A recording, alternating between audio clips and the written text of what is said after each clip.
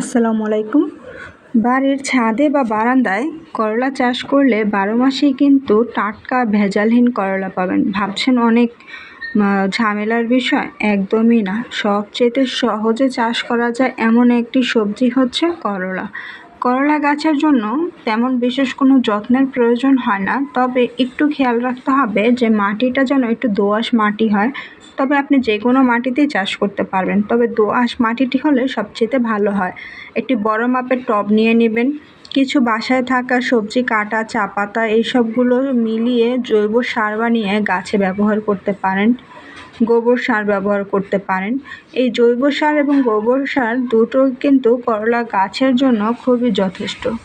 যখনই গাছটি একটু বড় হয়ে উঠবে তখনই আস্তে আস্তে করে অল্প অল্প করে জৈব সারগুলো গাছে দিবেন, এবং গাছের মাথায় ভেঙে ভেঙে দিলে তখন গাছের প্রত্যেকটা পাতার কোণা থেকে একটি করে নতুন শাখা বের হবে, এবং প্রতিটি শাখার থেকে তাড়াতাড়ি ফুল আসবে, করলা আসবে।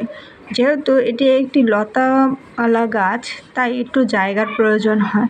তবে আপনি চাইলে চাল ডাল ধোয়া পানিটাও গাছে ব্যবহার করতে পারেন।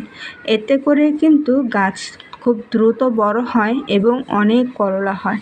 একটি করলা গাছেই হবে একাধিক শাখা, একাধিক শাখার থেকে আসবে ফুল, ফুলের থেকে হবে করলা। আর আপনি যখন তখন ছাদ বাগানে গিয়ে ভেজালহীন করলা খেতে পারবেন।